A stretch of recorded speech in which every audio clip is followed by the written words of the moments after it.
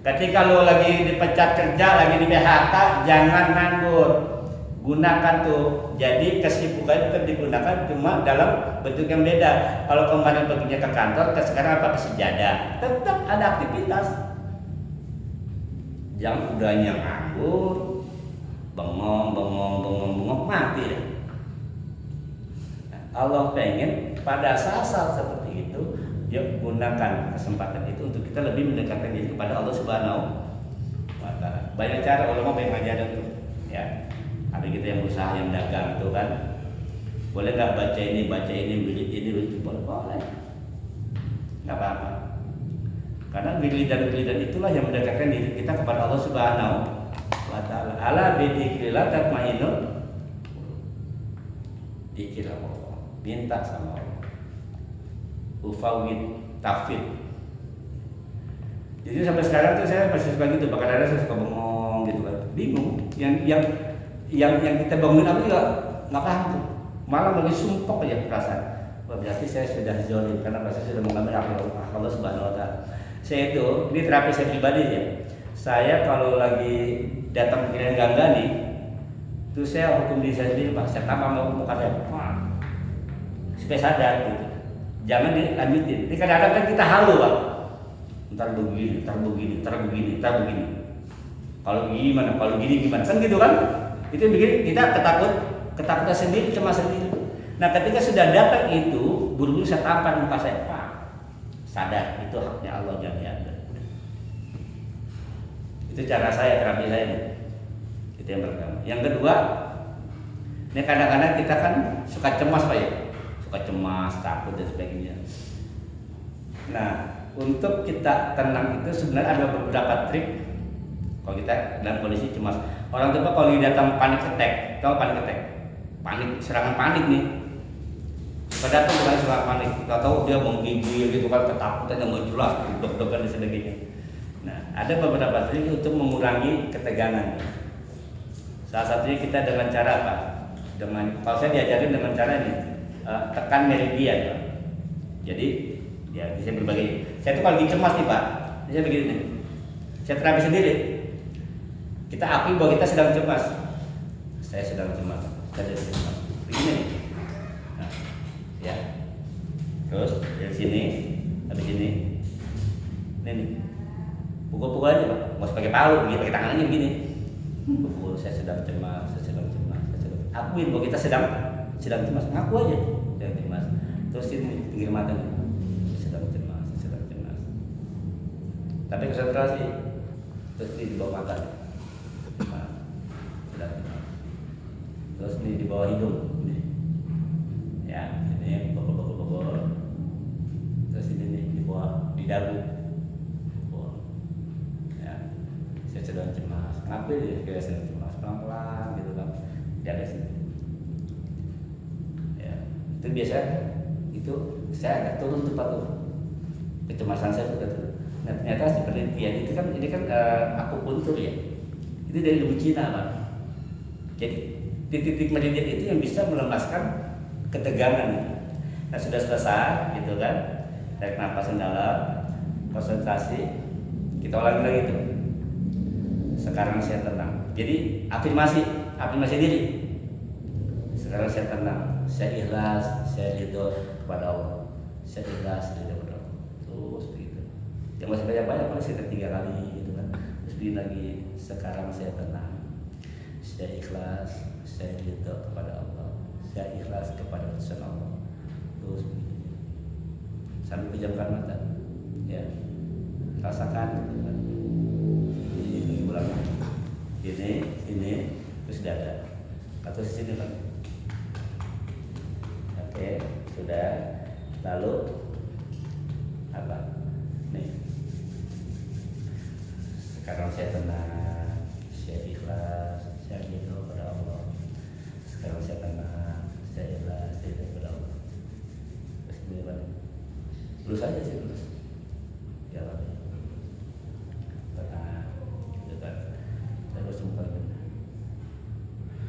Saya tenang, saya ikhlas, saya ridho.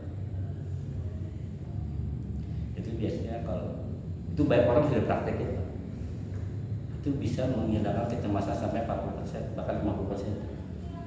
Nah, kalau masih juga gitu kan, ambil teknik pernapasan 478. 478 juga tuh efektif banget tuh buat kita lebih stabil. Kita kalau lagi anu suka deg-degan tuh Pak ya. Gitu kan. Teknik 478. 4 tahan 7 keluarin 8. Nih.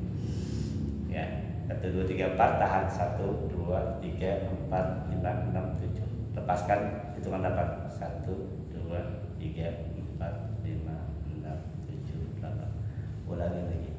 Sampai 3 kali.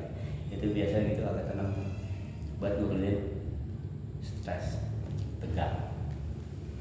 Dan itu banyak dilakukan oleh orang-orang yang memang biasa kerja di kantor yang penuh under pressure gitu kan.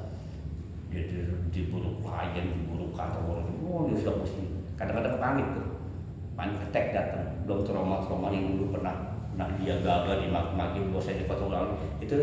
Itu kondisi-kondisi di mana kita memang sudah tidak mungkin lagi harus membuat apapun, dan kita harus pasrah. Itu caranya untuk menenangkan diri dulu. Karena kalau sudah tenang, insya Allah Allah akan mudah itu. Seperti doanya Nabi Musa, kata bisyrahli wa yassirli. Jadi kita itu akan mudah menyelesaikan masalah ketika kondisi tenang. Tapi kalau kondisi panik, ingat ajalul syaitan, itu setan paling senang tuh. Karena kalau kondisi marah, kondisi emosi, setan akan ngipas-ngipas lagi. Yuwas bisudu gilas ayo terus dikipas. Nah, insya Allah kita baru bisa berkata innamal usri yusra kalau kita tahu bagaimana cara mencari hikmah dari sebuah kejadian. Setiap kesulitan pasti ada, gitu kan? Setiap kesulitan pasti. Nah kemudian bicara kemudahan itu macam-macam bentuknya. Ada yang dalam bentuk materi, ada yang non materi. Ada orang secara ujol gitu kan, nanti akhirnya punya rumah, gitu kan, punya mobil, walaupun berjibaku bertahun-tahun kali akhirnya lunas punya, kan gitu kan, rumah pun demikian. Nah, kemudian juga ada sifatnya materi, entah jabatan atau apapun namanya. Ada yang non materi. Non materi itu apa? Ciri orang yang Allah kasih kemudahan itu adalah orang yang kalau cerita sama Allah itu masalah yang besar dibikin kecil sama Allah. Masalah yang besar dibikin kecil sama Allah. Misalkan gini, kita mungkin gak punya rumah gimana, tapi kita orang-orang yang manusia berubah jadi happy aja tuh, happy aja, gitu kan? Di pinggir jalan, makan juga jadi, tidur di mana gue jadi. Kenapa? Karena masalah-masalah yang kata kita besar itu dia kecil. Tidur udah tidur udah nggak tahu di mana. Makan yang penting mah kenyang, sehat mah Allah yang punya urusan. Itu dibikin simpel Pak. Jadi masalah-masalah yang besar itu dibikin kecil sama Allah Subhanahu wa taala. Enggak ada orang yang punya masalah, pasti punya masalah. Udah mati aja kita punya masalah. Emang kalau udah mati masalah selesai? Enggak, belum. Udah mati justru masalah makin besar. Ya sekarang mah supaya lebih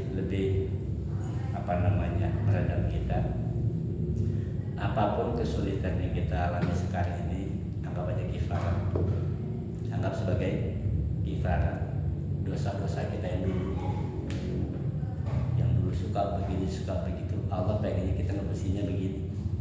Mendingan di sini lah Pak, di sini pada nanti di sono repot. Mendingan di mana? Nanti sini. Ya kita dibikin cemas sama Allah, dibikin takut, dibikin ini, dibikin itu. Itu tuh kifarat kita. Kita mungkin pernah melakukan apa kita nggak tahu, mungkin kita nggak sadar juga. Mungkin ada sakit hati orang tua kita juga nggak tahu. Waktu masih muda dulu, udah sebagai kifarat kita ngapus dosa. Ikhlasin aja dah. Emang udah Allah mau begini gimana? Karena memang pada hakikatnya apapun yang terjadi di dunia ini adalah memang sudah pengennya Allah Subhanahu wa taala. Bahkan rambut rontok aja nih. Rambut rontok itu kehendak Allah. Daun yang rontok pun dengan kehendak Allah. Nah kalau ada orang datang jerekin kita, ya Allah maunya begitu, sudah biarin aja. Kita ikhlasin saja, kita sabar. Insya Allah jadi penghapus harus dosa. Karena apa ujungnya? Wa ila rabbika farghab. Kita